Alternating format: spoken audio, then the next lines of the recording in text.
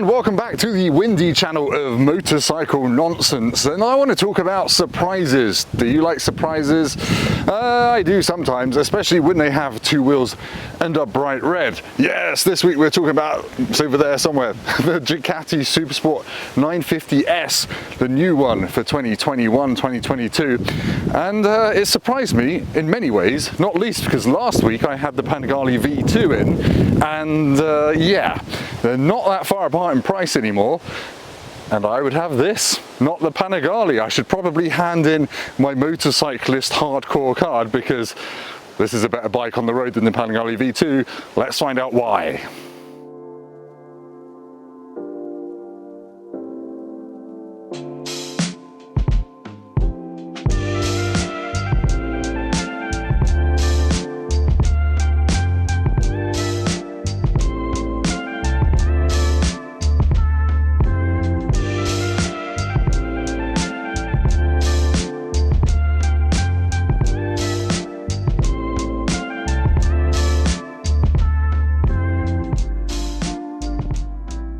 Yes, here it is, the 2021 and 2022 Ducati SuperSport S. And why am I comparing it to a Panigale V2? Well, the price, as I've said. You can get one of these, a non-S one, for 13 grand. That has to be red.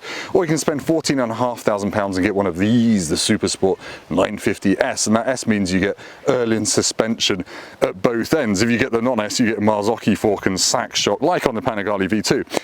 Anyway, a Panigale V2 is actually only 1,100 quid more than one of these 950S's, and you have to ask yourself, what are you missing? Obviously this looks a bit like a sports bike until you realise that the handlebars are on risers, they're nice and high, the seat has room and lots of flies, and there's actually a pillion seat over there which isn't the size of a postage stamp. The pegs aren't really low. It's designed to be comfortable on the road. So it's designed to give you some of the sportiness for a sports bike, but with none of the annoyances. Let's talk about some of the details. For this year, it gets a new schnoz with this new daytime running light, which isn't on. There we go. It gets this new daytime running light, which is a solid block of white now. The previous one, you can actually see the individual LEDs, and it does look like a Panigale. It looks like it's from that family, except it's got a bigger screen and mirrors, which are much better because I'm not going to do it one-handed. They fold. They fold in, which is great because on the Panigale V2 they do not, for some reason. I don't know why Ducati's done that, but hey, makes it easier to store outside your house or filter in traffic and all that kind of stuff. Let's talk about the looks at the side. It's got a new, more sculpted fairing for this year, which Ducati says is designed to direct the hot air away from you, from your bits. It doesn't say bits, but yeah, it's designed to keep you cooler, but actually looks more sculpted and a bit nicer. You get this classic kind of low shotgun exhaust at the back, single-sided swing arm, and Ducati's new thing of sticking red stripes on your back wheel to look a bit racy. There's that Erlin's rear shock. People are going to be complaining that it's dirty, but hey, it's autumn here in the UK. The roads are covered in cow poo and crap, and I still like to ride motorbikes at this time of year. Now, while we're talking about looks, I have to talk about one of my little pet peeves with this bike, and it's a classic Ducati thing, is you get these really old school ugly indicators, and you have to spend an extra 80 quid to get LED rear ones. Like on my old Hypermotard 950, I had to do that as well to stick the LED ones on.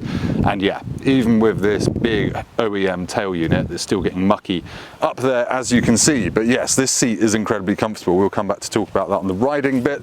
Let's just talk about the engine, the heart of the SuperSport. It is the Testa Stretta 11-degree engine, so it's 937 cc's, as seen in the Multistrada 950 and the Hypermotard, the one that I used to own. It's got 110 horsepower, this bike, at 9,000 RPM, 93 Newton meters of torque at 6,500 RPM, and an 18,000 mile valve service interval, so you don't have to spend loads of money every year like with an old Ducati. Let's talk about the price of some of the options because it is worthwhile doing. This tank pad, you're going to need one of those because the angle of the tank, you're going to scuff it up even if you're very careful. That's 70 quid. You can get pillion grab handles, 106 quid, this doesn't have them. You can get an Akrapovic Euro 5 compliant end can, which is Euro 5 compliant, so it's not going to make it any noisier, and that is £931. And there's a full Akrapovic system, which is £2,150 and is not legal for road use, blah blah blah. You can get heated grips, which is is great. You know, I love heated grips, makes you use a bike more, and using bikes more makes you a better person. They are £263, and you can get panniers as well, soft side panniers for a whopping £1,075, but you can get them in a package when you buy the bike, which comes with a bigger screen and panniers and is a bit more touring setup. Right, let's talk about the electronics. In here you get the same 4.3-inch dash that you get on the Panigale V2, the Hypermotard, and some other bikes. You've got a 6-axis IMU, that's the gyroscope brain of the bike that gives you cornering ABS, cornering traction control, wheelie control, and you get an up-down quick shifter as standard, even, I think, on the non-S. With the Hypermotard non-SP, you have to pay for it, but on this, you get it whichever model you pick, and it's great that that is standard, frankly, and that's pretty much it for the electronics. The seat height is 810mm, and you can buy a lower one or a higher one from the options list for a couple of £100.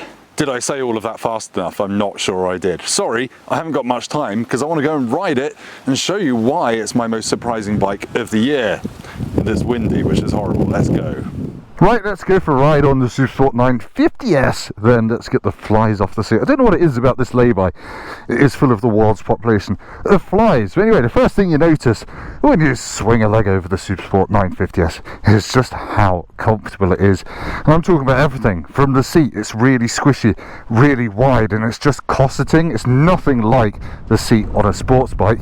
And the handlebars, although you're leant forward a bit, aren't down low, and they're spread wide like on a Panigale, so you get a bit of extra comfort there. But yeah, it's the extra height really that you notice. Anyway, it starts, you twist a key, you pull this down, and the engine rumbles into life with that classic Ducati L-twin, well, rumble, frankly, I've said rumble too many times. The next thing you notice, as you pull away and slip the clutch, well, you wouldn't notice this unless you rode a Panigale V2 for the past week or two, like I have, is that the Panigale V2 is actually smoother at low revs than this Testa Stretta engine.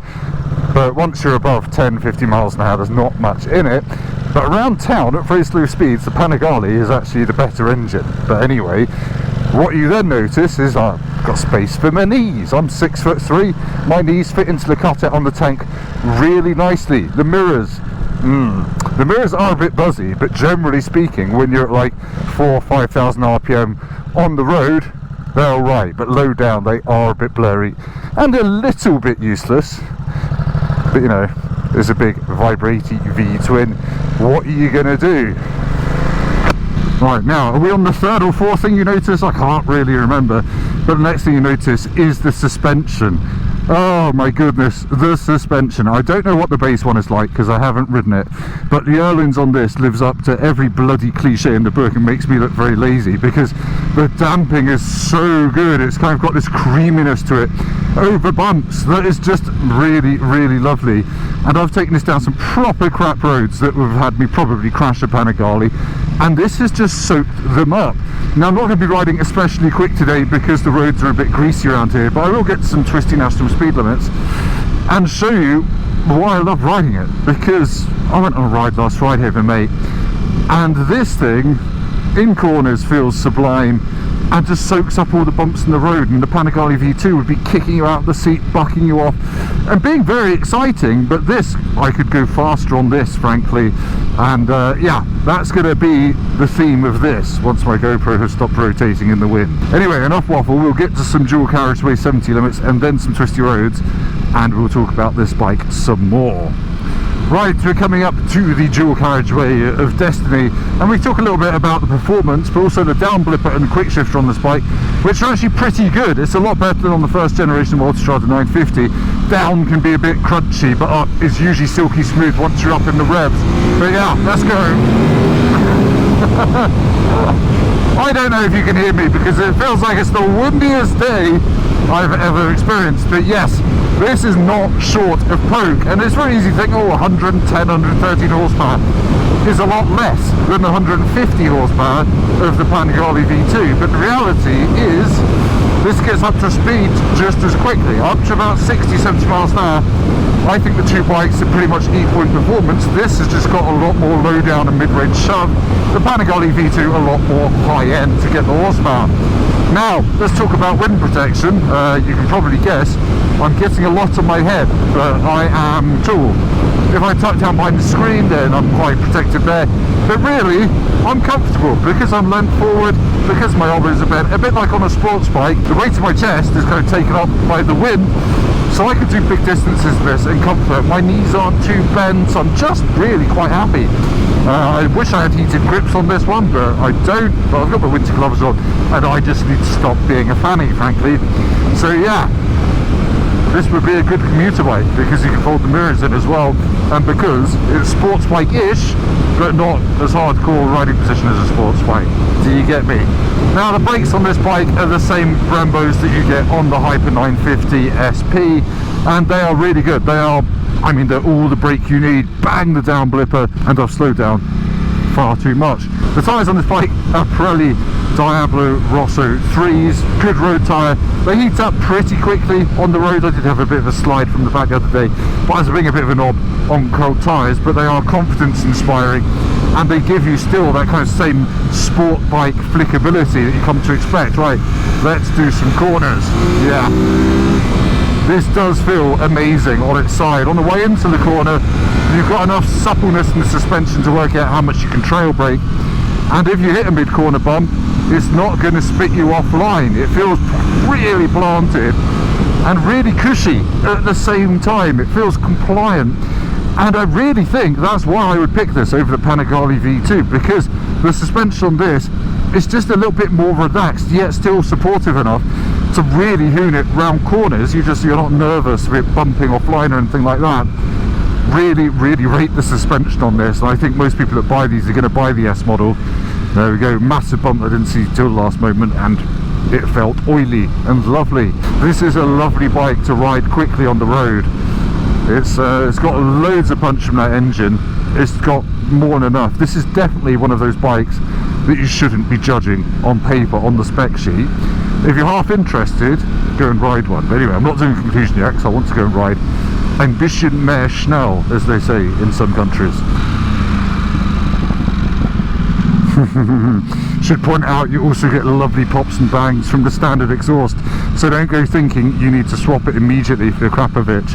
Right, let's accelerate up to 60.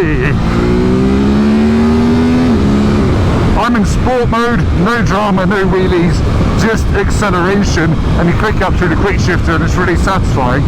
You also get a lovely airbox noise from this bike. It's not the same demonic howl that you get on the Panigale V2, but it is lovely all the same. It's damp under those trees. So yeah, just going to take it a bit easy down here. Wow, just love the quality of that suspension. I don't usually bang on about the quality of suspension because it feels like a massive cliche, but you can really sense where the money in this bike has gone, and that's in cosseting your bum and giving you confidence to make decent progress. Yeah, love this thing. Oh yeah.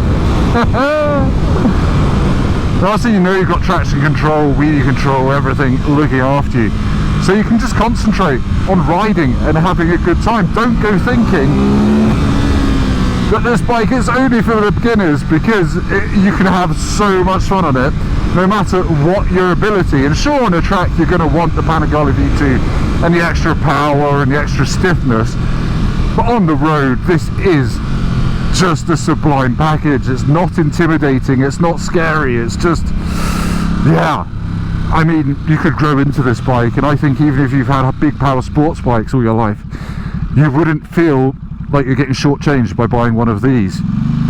You'd still keep up with your mates.